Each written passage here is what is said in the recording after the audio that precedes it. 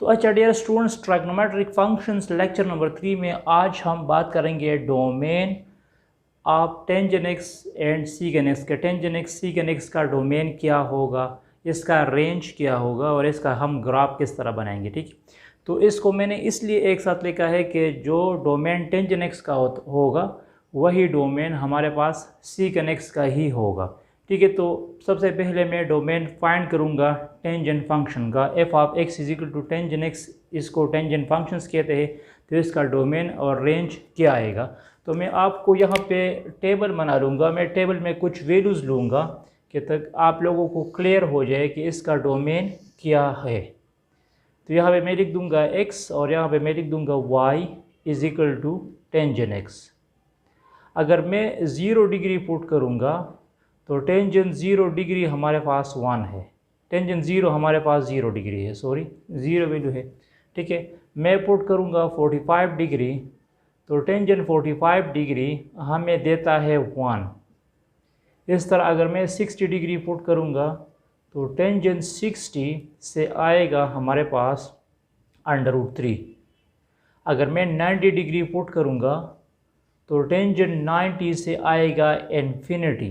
इसको अनडिफाइन कहते हैं। टेंजेंट 90 आप लोग प्रेस करो कैलकुलेटर पे तो ये आपको मैथ एरर देगा। तो इसका मतलब ये है कि टेंजेंट 90 पे इसका वैल्यूज़ नहीं है। टेंजेंट 90 पे अनडिफाइन वैल्यूज़ है।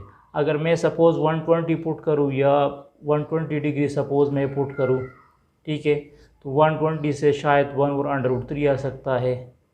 ठीक है, इस तरह या √3 आ सकता है। अगर मैं 180 पुट करूँ तो 180 डिग्री पे भी हमारे पास क्या आएगा, 0 आएगा। 180 डिग्री पे हमारे पास 0 आएगा। टेंजेंट 180 डिग्री 0 देगा। अगर मैं 270 डिग्री पुट करूँगा तो भी इन्फिनिटी आएगा, लेकिन वो माइनस इन्फिनिटी हो सकता है। ठीक है, ये भी अनडिफाइन है। अगर मैं सपोज़ 360 डिग्री पुट करूँगा तो 360 डिग्री पे हमारे पास 0 आएगा। और अगर मैं पुट करूँगा 450 डिग्री तो 450 डिग्री पे भी हमारे पास क्या आएगा, इन्फिनिटी आएगा। इस तरह 540 डिग्री पे 0 आएगा। 540 डिग्री पे हमारे पास क्या आएगा, 0 आएगा।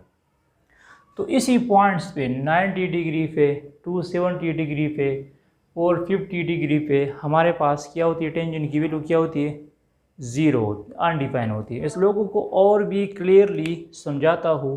यहाँ पे मैं लेता हूँ y dash and x dash.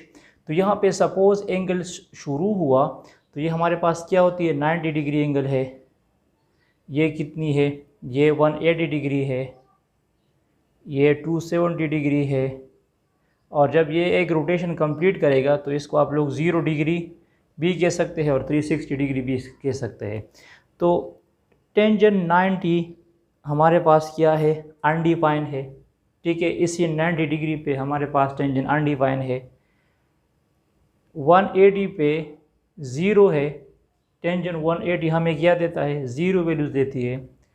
270 पे भी अनडिफाइन है, मतलब यहाँ प्लस इन्फिनिटी आएगा, यहाँ माइनस इन्फिनिटी आएगा। और 360 डिग्री पे भी 0 होगा। इसी हॉरिजॉन्टल लाइन पे टेंजेंट 0 होगा और इसी वर्टिकल लाइन पे टेंजेंट जो है ये अनडिफाइन होगा। अब अगर ये एंगल 360 से ज़्यादा होगा तो ये 360 है, 360 के साथ 90 को ऐड करो। जब 360 के साथ आप 90 को ऐड करोगे तो क्या आएगा, 450 डिग्री आएगा। तो 450 डिग्री पे हमारे पास इन्फिनिटी आएगा। इसके साथ दोबारा मतलब ऐड करो क्या, 90 डिग्री, तो ये क्या जाएगा 540 डिग्री। अगेन 90 ऐड करो तो आएगा 630 डिग्री। तो 630 डिग्री पे अगेन ये मतलब अनडिफाइन होगा। इस तरह 720 पे 0 होगा। इस तरह इसी पॉइंट पे 810 डिग्री पे दोबारा ये अनडिफाइन होगा। तो मतलब जो अनडिफाइन पॉइंट्स है हमारे पास, एक है 90 डिग्री, 270 डिग्री, इस तरह 270 डिग्री, 450 डिग्री, हर एक बार इसके साथ 180 डिग्री को ऐड किया करो। 450 के बाद 540, 630 डिग्री आएगा। इसी पॉइंट्स पे हमारे पास टेंजेंट जो है अनडिफाइंड है। और अगर आप लोग इसको रेडियन फॉर्म में लिखोगे तो रेडियन फॉर्म में ये 5/2 है, 3 5/2 है, 5 5/2 है, 7 5/2 है। ठीक है, इसी सारे पॉइंट्स पे हमारे पास टेंजेंट जो है ये अनडिफाइंड है। तो हम कह सकते हैं कि x belongs to all real number, x belong करेगा ऑल रियल नंबर को, but x is not equal to 5/2, 3 5/2, 5 5/2, 7 5/2 इसके साथ बिलोंग नहीं करेगा। और इसका मज़ीद जो है जनरल फॉर्म हम इस तरह लिखते हैं 2n+1 5/2, ये इसका मज़ीद जनरल फॉर्म है। जो n जो है बिलोंग करेगा सेट ऑफ इंटीजर से। अगर n में 0 पुट करूँगा तो 2 0 0 5/2 आएगा। n अगर मैं 1 पुट करूँगा 3 5/2 आएगा। n अगर 2 पुट करूँगा 5/2 आएगा।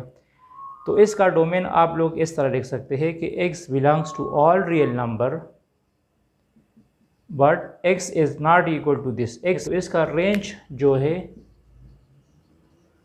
इसका range -∞ less than y and y less than infinity, मतलब इसका range y belongs to all real number ही होगा। इसमें रेंज में कोई भी वैल्यू आ सकती है, नेगेटिव वैल्यू आ सकती है, पॉजिटिव वैल्यू आ सकती है, ग्रेटर देन 1 आ सकती है, लेस देन -1 आ सकती है। तो इसका रेंज ऑल रियल नंबर ही होगा। अच्छा, जो डोमेन हमने टेंजेंट x के लिए लिखा है वही डोमेन सीकेंट x के लिए भी होगा। सीकेंट x असल में हमारे पास y is equal to secant x equal है 1/, cos x का। तो cos 0 डिग्री हमें 1 देता है, तो यहाँ पे आ जाएगा 1/, cos 0, तो cos 0 डिग्री से 1 आएगा। cos 90 डिग्री से, cos 90 हमें देता है 0। cos 90 किसकी इक्वल है? 0 की इक्वल है cos 90 डिग्री, तो ये 0 की इक्वल है और 1/0 हमें इन्फिनिटी देता है। इस तरह cos 270 डिग्री भी हमें 0 देता है, ये भी अनडिफाइंड है। तो जिस पॉइंट पे टेंजेंट अनडिफाइंड था उसी पॉइंट्स पे हमारे पास मतलब सीकेंट x भी अनडिफाइंड होगा। टेंजेंट x और सीकेंट x का डोमेन जो है ये सेम होगा। मतलब इसका डोमेन मैं इस तरह लिख सकता हूँ कि x belongs to all real number, x is not equal to 2n+1 5/2, 2n+1 5/2। n आपके पास पॉजिटिव इंटीजर या इंटीजर है, n आप 0 +-1 +-2 +-3 ले सकते हैं। ठीक है, और इसका रेंज जो है यहाँ पे देखो, इसमें 1 वैल्यू b है, -1 b है। टेंजेंट सीकेंट 60 डिग्री हमें 2 देता है और 120 डिग्री वो हमें -2 देता है। तो इसका रेंज मैं इस तरह लिख दूंगा कि ये रेंज के लिए हम y यूज़ करते हैं। क्या यूज़ करते हैं? y यूज़ करते हैं। तो y जो है ये less than or equal to -1 होगा और y जो है greater than or equal to 1 होगा। मतलब अब इसमें पॉइंट्स में नंबर जो वैल्यूज़ आएगी या वो -1 से लेस आएगी या वो 1 से ग्रेटर देन आएगी। ठीक है, greater than or equal to y। तो ये इसका रेंज हुआ।